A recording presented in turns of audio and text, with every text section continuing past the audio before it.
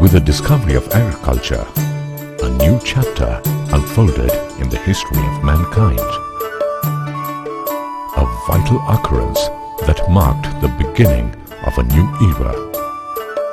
His nomadic lifestyle came to an end as his continuous search for food was no longer necessary. And at the center stage of this revolution was nature. Mother Nature, the benevolent, and, at times, the violent. A power which ancient man learned to appease and keep in good spirits, invocating her benevolent blessings, averting her violent vagaries.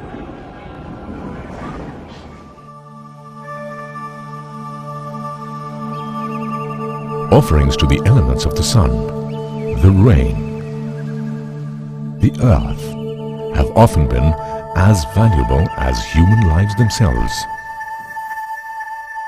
With time, these ceremonial offerings have become symbolic and attain the status of a ritualistic celebration in most agricultural societies all over the world.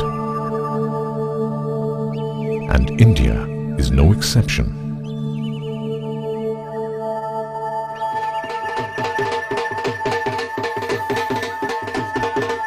The diverse geography of the Indian subcontinent is home to the most varied and perhaps the largest agricultural festivals in the world.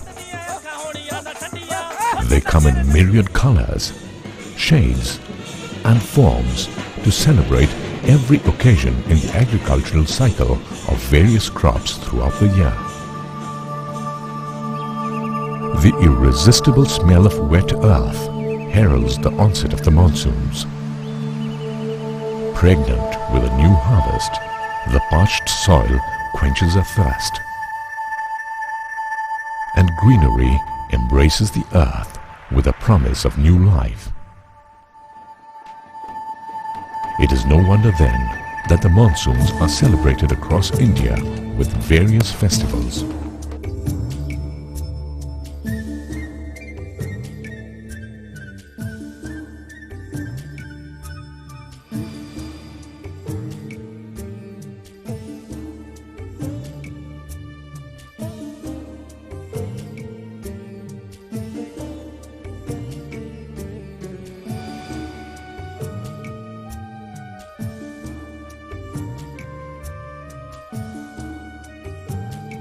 Nag Panchami is one of them.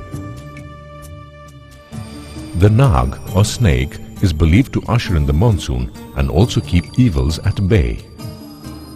Celebrated on the 5th day of the month of Shravan, the households of rural India offer rice and milk to the snakes. In southern India, the idols of cosmic serpents, Ananta and Shesh, are worshipped. Bright and vibrant colors, as though to offset the monotony of the dry arid land. Rajasthan, where life-giving rain is more precious than gold at times. Devotees visit the mandir and pay homage to the Lord Brahma, invoking a good monsoon. In other parts of North India, another festival of rain is celebrated. Tej, which recreates the imagery of Parvati leaving her house as a bride and Shiva coming to take her to Kailash. As a token of this incident, it has become customary for married women of the region to return to their parents' home to celebrate this festival.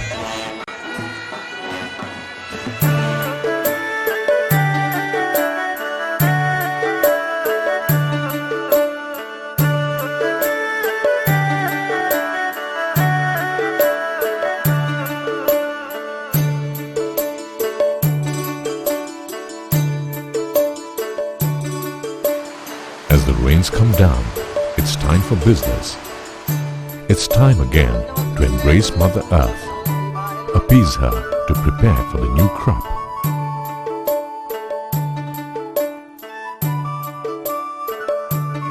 Basant Panchami marks the beginning of the agricultural season every year.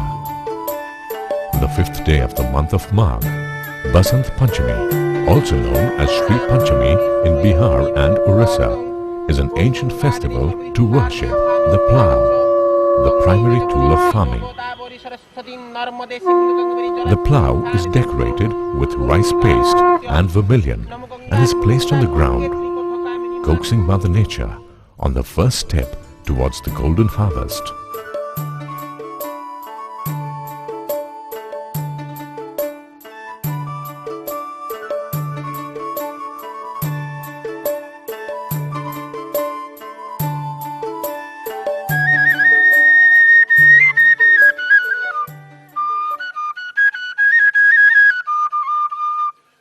Song, dance and merry-making mark the festivals of Rangoli Bihu and ushers in the Assamese New Year.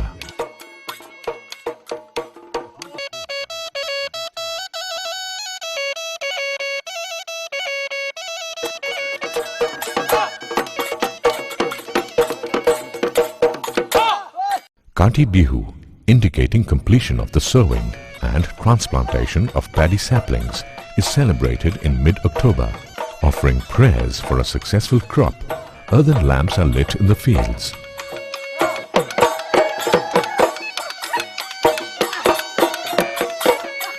The festivals of good harvest.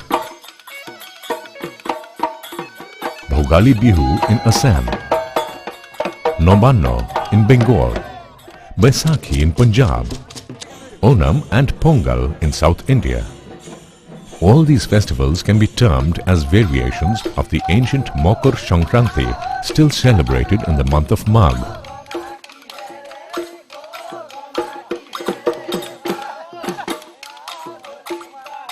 Bhogali Bihu in Assam is celebrated in January.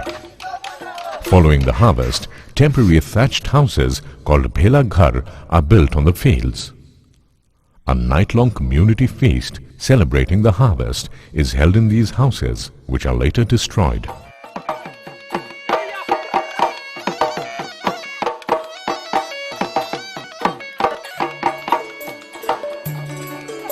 The month of Puja in Bengal is known for the Novano Festival.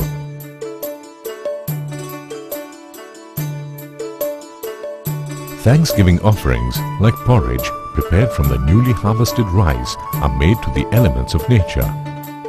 Neighbors share sweets and rice gruel sweetened with sugar.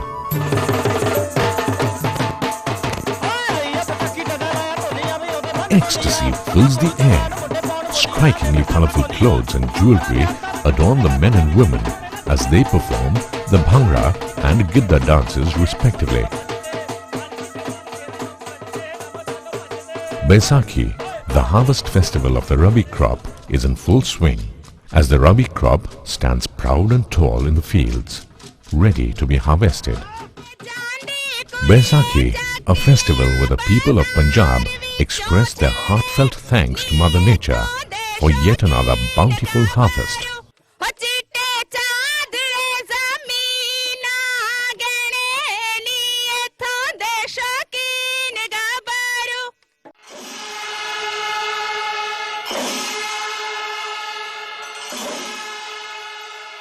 The sound of the drums play an important role in this part of the country as well.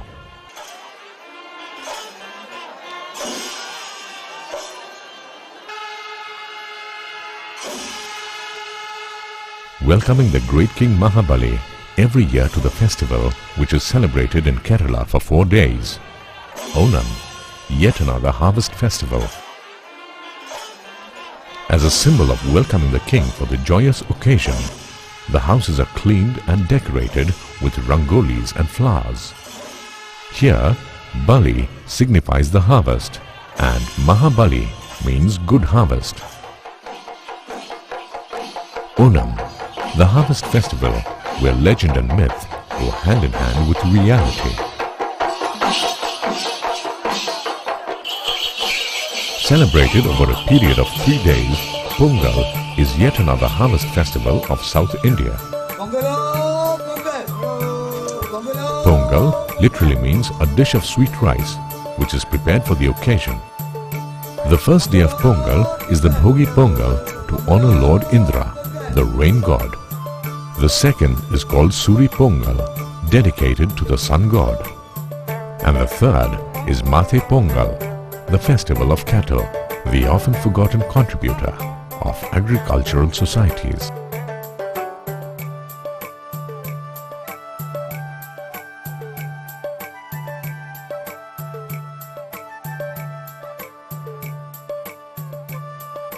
Not quite as energetic as the Baisakhi, Lohri, another harvest festival in Punjab, is also replete with songs. Paying homage to fire, the Lohri is of special significance to newlyweds and newly born sons.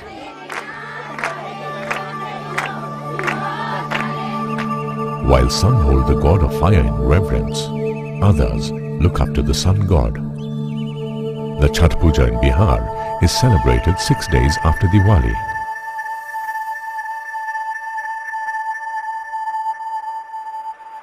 During the Chhat Puja, thousands of devotees gather on the banks of the Ganga to pay homage to the sun god.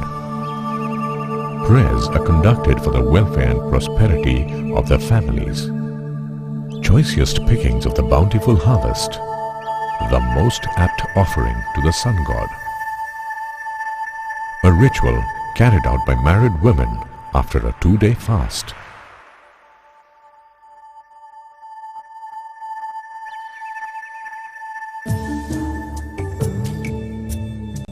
While the forces of nature and God Almighty are appeased in the various festivals, the farmer's indispensable partner, the bull, which toils along with the farmer, is honored in festivals like Pola in the southern parts of India. On the new moon day of Shravan, Pola is celebrated in appreciation of the services of the bull. They are washed and decorated and served with special food. Choosing a strong, dependable companion for the fields is a vital task for the farmer. The Pushkar and Sulphur cattle fair provide him a stage for this mission. Perhaps the largest and the most ancient in India, these fairs attract farmers from all over the country to choose their partners in exploiting the resources of nature. Held in the month of November, the awe-inspiring participation in this fair signifies the importance of cattle in Indian agriculture.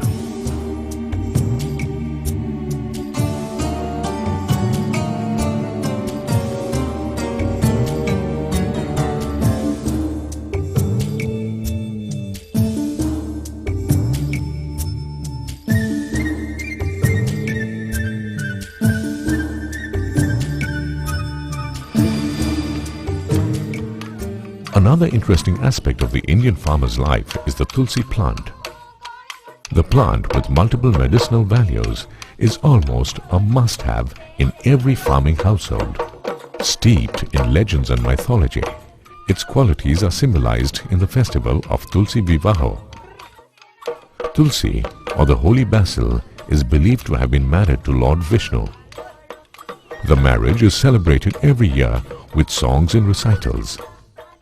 Cow dung, sugarcane, and the tamarind plant are used for this ceremony.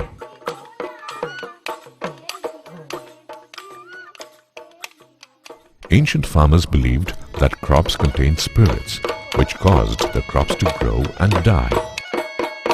They believed that the spirits would be released when the crops were harvested. Once the grain was threshed, the plants with the spirits in them were to be burnt, lest they took revenge on the farmers who harvested them. The basis of this belief is yet to be fathomed.